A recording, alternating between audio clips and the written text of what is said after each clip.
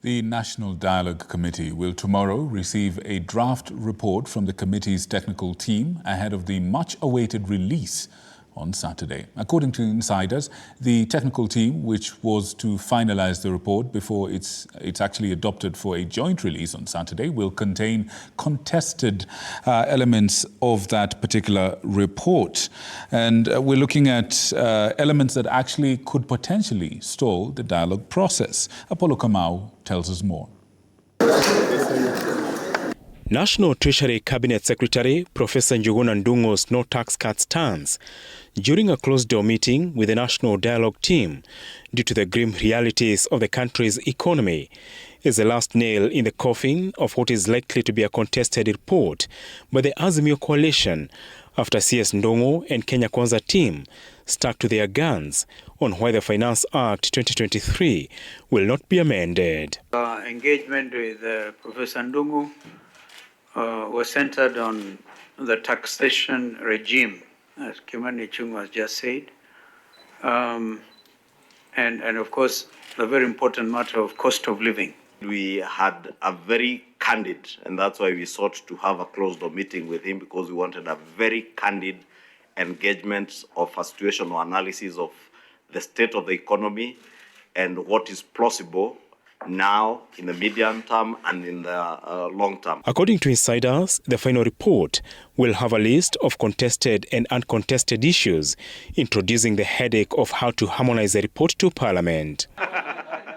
The technical team is expected to hand over the report on Friday to the main dialogue team for adoption and eventual release on Saturday. Azimio's solution to fix the cost of living was to scrap the housing levy and a reduction of value-added tax on fuel products by half, among other concessions they wanted from Kenya Kwanza. Outside the talks, Public Service Cabinet Secretary Moses Kuria was optimistic, telling Kenyans the cost of living will go down soon. Kuria spoke during the Huduma Ombudsman Award Scheme at KICC Nairobi. From the bottom of my heart, and I'm not one person who is known for sugarcoating things, I am very confident that we are just about to get out of the hardship that we are going through. Many people are expecting that Kenya will default on its debt obligations. Many people thought that by now the economy would have collapsed.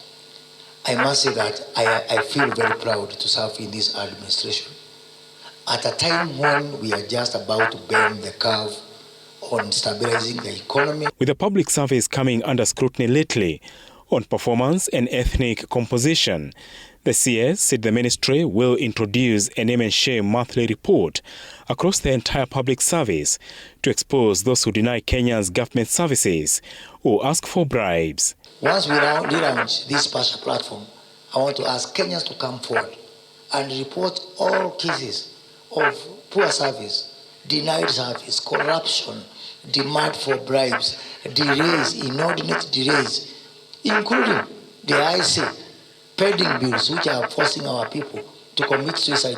We are calling upon public officers to be responsive to the issues that are raised by the Ombudsman, because these are the Kenyans that you are expected to serve. These are the issues that we would expect you as a public servant to address when they are brought to the Commission. Kuria had represented President William Ruto in the fourth edition of the awards that recognizes outstanding public officers and institutions. Apollo Kamau, TV 47.